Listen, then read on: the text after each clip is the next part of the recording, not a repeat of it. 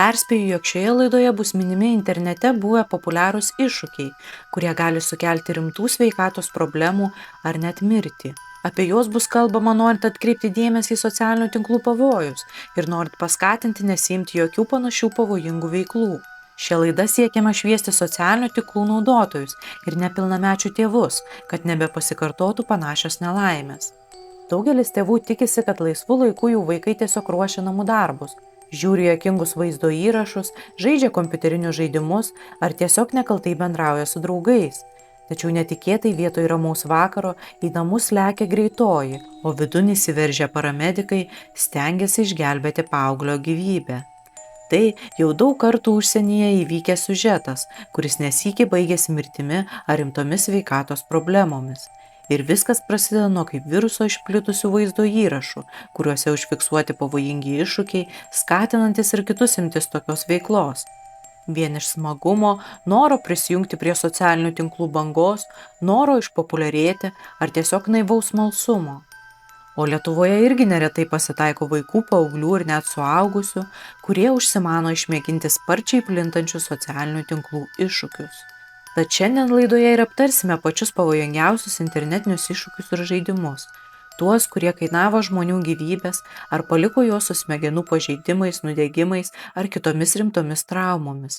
Šiuos iššūkius dažniausiai mėgsta atlikinėti paaugliai, tačiau jų nevengia net ir suaugę žmonės ar mažesni vaikai. Bet prieš pradedant plačiau kalbėti šią temą, noriu priminti, kad nepamirštumėte paspausti patinka, pakomentuoti, ką manote apie TikToko ir kitų socialinių tinklų iššūkius, o galbūt turite pageidavimų naujoms temoms. Taip pat nepamirškite prenumeruoti kanalą Maistas smegenims. Tai padėsite kanalui augti ir drauge nepraleisite naujų laidų. Pradėkime nuo to, kodėl apskritai egzistuoja įvairūs pavojingi iššūkiai, kurie socialiniuose tinkluose plinta taip greitai, jog per trumpą laiką tampa populiarūs kone visame pasaulyje. Socialiniai tinklai, TikTokas, Instagramas, YouTube'as ir kiti sukurti taip, kad skatintų mus kuo ilgiau žiūrėti turinį, į jį reaguoti ir skleisti toliau. O kas atkreipia dėmesį? Tai, kas ekstremalu, šokiruoja, verčia sustingti iš nuostabos ar baisumo, skatina žiūrėti, kas gi įvyks toliau.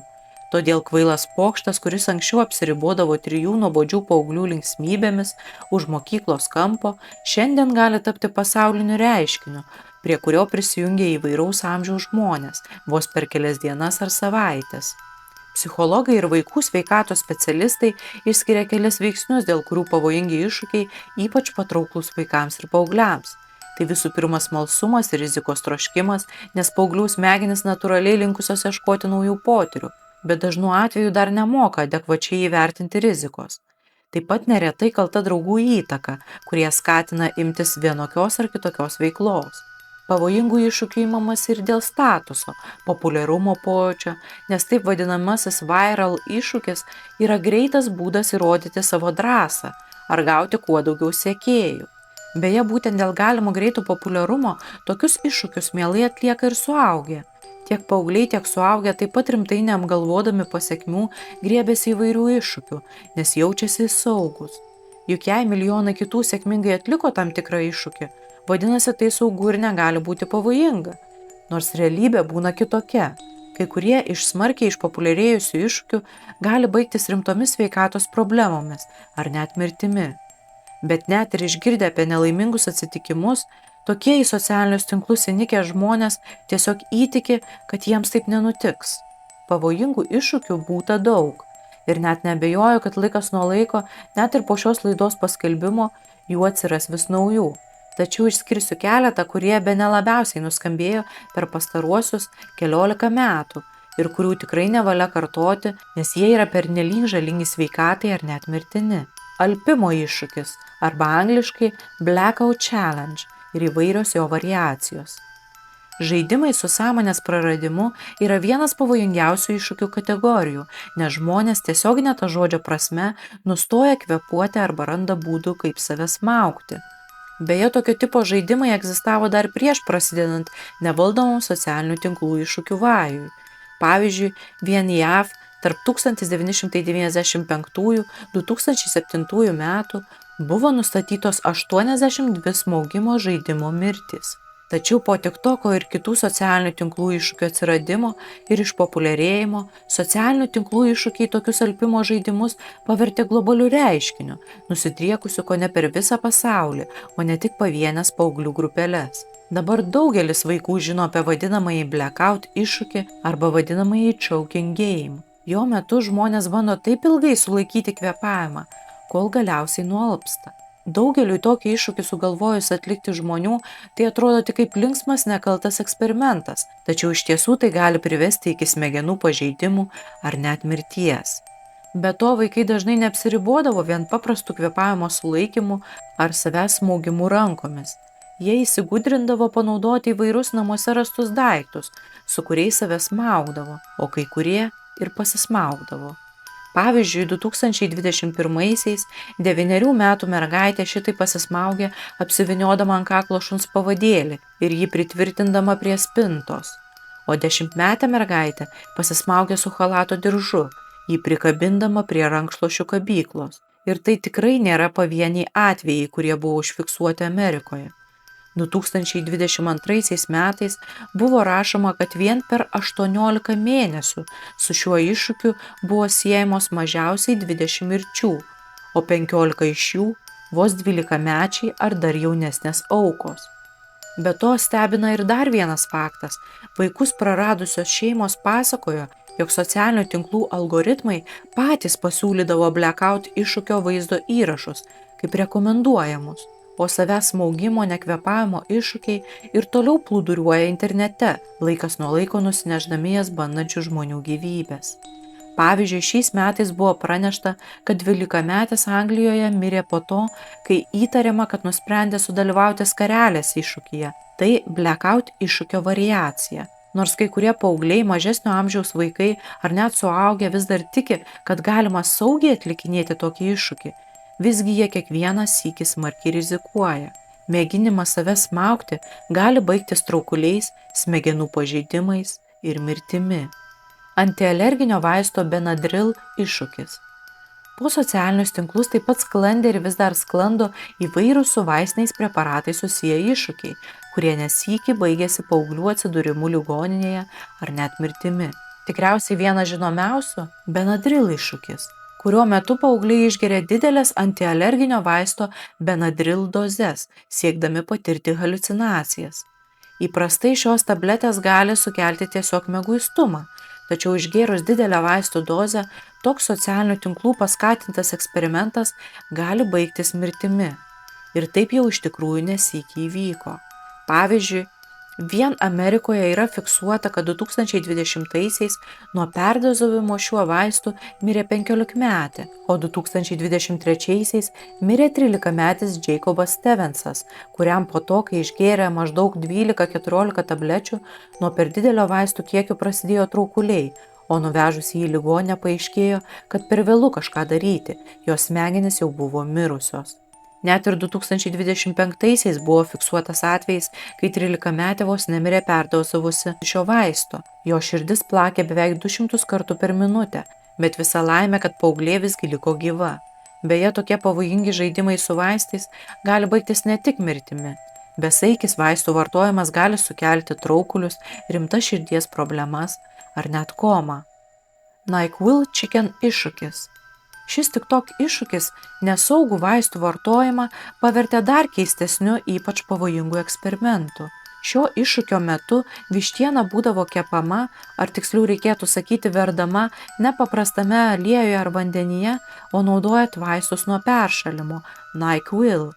Iššūkio darytojai savo vaizdo įrašų pradžioje dar mėgdavo pajuokauti, kad peršalo, jaučiasi nekaip, todėl šiandien vištieną gamins su vaistais nuo peršalimo. Matyt, daliai paauglių ir net suaugusių toks iššūkis pasirodė linksmas ir įdomus, nes jis labai greitai išplito po TikToką. Tačiau specialistai perspėja, kad tokie eksperimentai yra labai pavojingi. Kaitinamas vaistas keičiasi chemiškai ir tampa išties pavojingų derinių, galinčių pažeisti kepenis ar širdį ir galiausiai viskas gali baigtis mirtimi. Tad tai nelinksmas pokštas, o iš esmės rimtas savo organizmo nuodijimas. Cinamono valgymo iššūkis. Cinamonas atrodo kaip visiškai nekaltas produktas, kurį daugelis tikrai naudoja gan dažnai. Tačiau šis kvapnus prieskonis tampa išties pavojingas, kai su juo elgiamasi neatsargiai. Cinamono iššūkis pirmą kartą internete pasirodė maždaug apie 2001 metus. Tačiau dar smarkiau išplito maždaug po 10-mečio, o jį atlikinėjančių tiek vaikų, tiek suaugusiųjų vis dar yra iki šiol. Cinamono iššūkio metu žmonės mėgdavo nuryti didelį šaukštą cinamono, niekuo neužsigerdami ir neatsikosėdami, neišvemdami ar kitaip nepašalindami cinamono. Žinoma, neužsikosėti yra labai sunku, o pats cinamono rijimas be jokio vandens yra labai pavojingas. Cinamono milteliai yra itin sausi ir sugeriantys drėgmę, todėl jie iškart išsausina burnos gleivinę. O tai reiškia, kad juos sunku nuryti. Ir dar sunkiau įkvėpti oro, drauge neįkvepiant ir miltelių. Kai cinamonas patenka į kvėpavimo takus, prasideda stiprus kosulys, gali atsirasti deginimo pojūtis. Cinamono sudėtyje yra cinamaldehido, kuris yra stiprus alergenas, dirginantis burnos ir nosies gleivinę. Galiausiai iš pažiūros nekaltas žaidimas su cinamonu gali baigtis ne tik stipriu kosėjimo priepuoliu, bet ir uždusimu. O net jei nemalonus kosulys praeina, plaučiuose atsidūręs cinamonas nesuyra, nes jame yra celiuliozės, kurios organizmas tiesiog neskaido. O tai reiškia, kad įkvėptos cinamono dalelės gali likti plaučiuose ir sukelti lėtinį uždegimą ar net pažeisti audinius. Be to, kaip parodė tyrimai su gyvūnais, kitos cinamone esančios medžiagos, kumarino poveikis irgi yra išties pavojingas. Jis gali sukelti kepenų pažeidimus ir net plaučių navikus. Daugybei cinamono iššūkį bandžiusių paauglių prireikė gydytojų pagalbos ar neteko gulėti ligoninėje dėl uždusimo ir hipoksijos. Tad geriau pamiršti apie tokį pavojingą iššūkį ir cinamoną naudoti tik su saiku, juo pabarstant kepinius ar paskaninant košes. One Chip Challenge arba vieno traškučio valgymo iššūkis. Apie One Chip iššūkį nieko negirdėję žmonės tikriausiai iš karto nusistebėtų, kogi gali būti pavojingas vieno traškučio suvalgymas. Tačiau tai buvo ne paprastas traškutis, o pats aštriausias, daugeliu apskritai savo aštrumu neįveikiamas ir net pavojingas traškutis, pagamintas naudojant aštriausius čili pipirus pasaulyje. One Chip iššūkio esmė buvo suvalgyti aštriausių traškučių tituluojamą užkandį, o tada kęsti baisų deginimą kiek įmanoma ilgiau, nesušvelninant pojūčių jokių gėrimų ar maistų. Visos valgymo ir po to sekančių kančių akimirkos buvo atidžiai filmuojamos ir platinamos TikTok socialinėme tinkle. Šį iššūkį išbandė daugybė žmonių, dažniausiai kaip jau įprasta paaugliai, nors ant traškučio pakuotės, kuri priminė karsto formą, buvo perspėjama, kad traškučio valgymas gali turėti įvairių nepageidaujamų medicininių pasekmių. Ir šį produktą turėtų valgyti tik suaugusieji. Taip pat ant pakuotės buvo rašoma, kad traškutis yra netinkamas alergiškiams ar aštrių maisto produktų negalintiems vartoti asmenims. O pastebėjus, kad darosi sunku kvėpuoti, ilgai pykina ar net alpstama, reikia kreiptis į medikus. Deja, tokie akivaizdūs perspėjimai nesustabdė socialinių tinklų entuziastų ir daugybė žmonių išmėgino vieno traškučio iššūkį. Iki kol vienam 14-mečiui paaugliui iš JAV toks eksperimentas 2023-aisiais baigėsi mirtimi. Harisas Volobachas mirė tą pačią dieną, kai suvalgė traškutį, nes jam nuo didžiulio kiekio kapsaicino, čili pipirų komponento, sustojo širdis ir plaučiai. Po paauglio mirties aštriausią traškutį pasaulyje pardavinėjusi kompanija nutraukė jo gamybą. Tačiau faktas išlieka faktu, kad įvairūs iššūkiai, kurių metu valgomi įvairūs pavojingi deriniai, vis neišnyksta ir šiomis dienomis. Tide Pod Challenge arba skalbimo kapsulių valgymo iššūkis. Mažų vaikų turintys tėvai puikiai žino, kad skalbimo priemonės reikia slėpti nuo mažų vaikų, nes viską, kas pakliūva į burną dedantis mažyliai, gali lengvai apsinuodyti, jei paragaus skalbinių minkštiklio ar skalbimo kapsulių.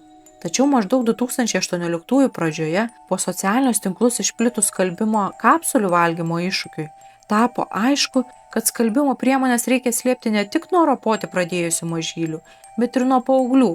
Tide Pod skalbimo kapsulių iššūkio atveju paaugliai ėmė save filmuoti kramtant kapsulės, mėginant jas praryti ir raginant kitus atsakyti į šį iššūkį.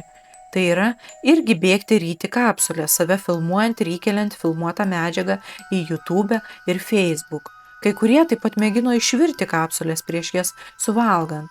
Nors toks iššūkis skamba tikrai kvailai ir normaliu atveju protaujantys žmonės nesugalvos valgyti skalbimo priemonę, Tide Pod iššūkis plito kaip virusas. Ir jau per pirmąsias 15 2018 metų dienas Amerikos apsinuodijimų kontrolės centras sulaukė tiek daug skambučių dėl sąmoningo skalbimo kapsulių prarijimo, kiek buvo sulaukę per visus 2016 metus. Tam, kad būtų sustabdyta ši beprotybė, skalbimo kapsulių gamintojas išplatino vaizdo įrašą, kuriame amerikietiškojo futbolo žaidėjas Robas Gronkowskis aiškino, jog kapsulės yra skirtos tik skalbimui ir jokiais būdais negali būti valgomos. No, no, no, no, no, no, no. No, no, no. No. What the heck is going on, people? Use Tide Pods for washing, not eating. Facebook ir Instagram ėmė šalinti visus vaizdo įrašus su Tide Pod Challenge grotažyme, o visi naudotojai, kurie į YouTube talpino vaizdo įrašus su Tide Pod kapsulių rijimo vaizdais, skatinant atlikinėti šį iššūkį, gavo įspėjimus už taisyklių pažeidimus. Kuo pavojingas skalbimo kapsulės prarijimas? Prarijus kapsulę gali laukti itin sunkios pasekmės. Dėl to dažniausiai pasireiškia pykinimas, vėmimas ir viduriavimas. Tačiau viskas gali baigtis dar didesnėmis problemomis.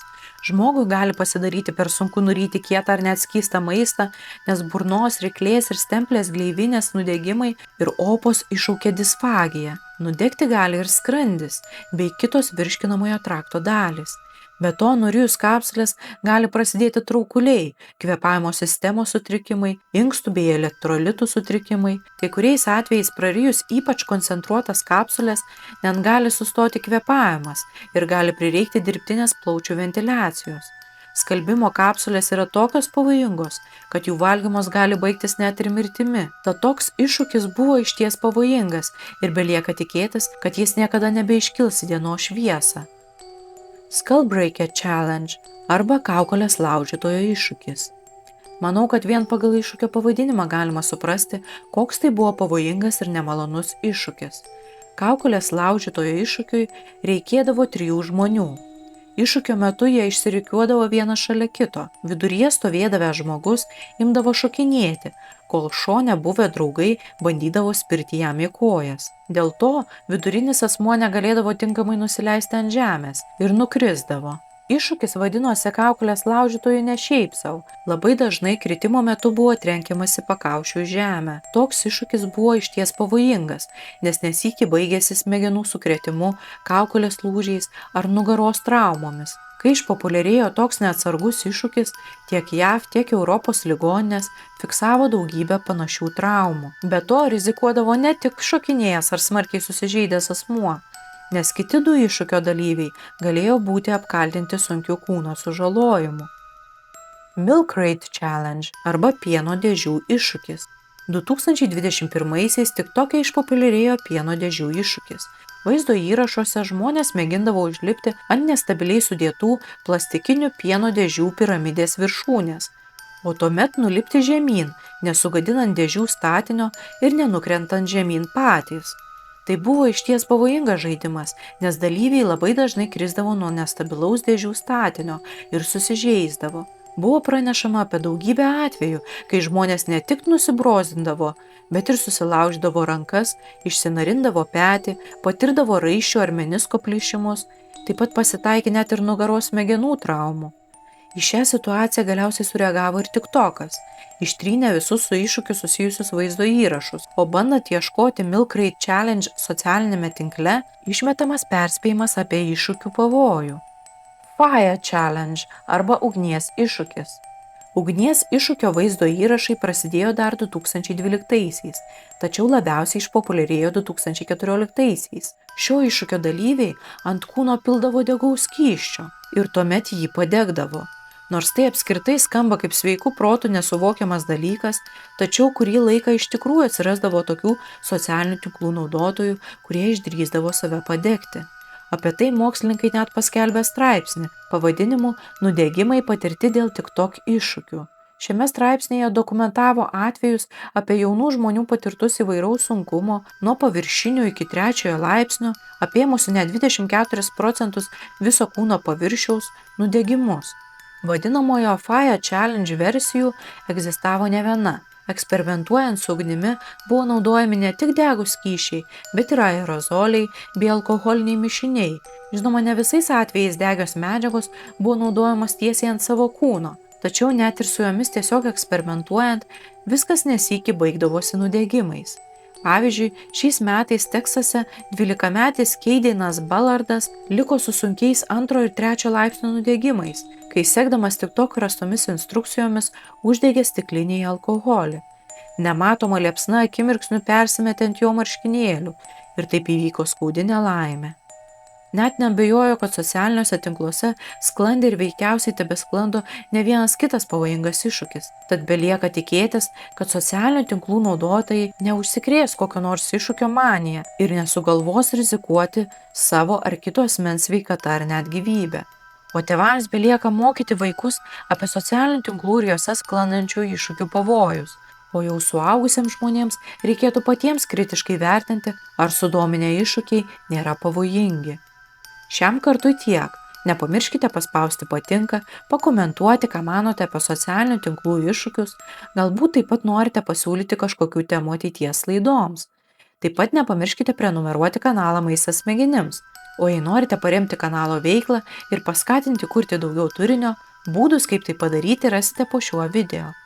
Ačiū, kad žiūrėjote ir iki susitikimo kitoje laidoje.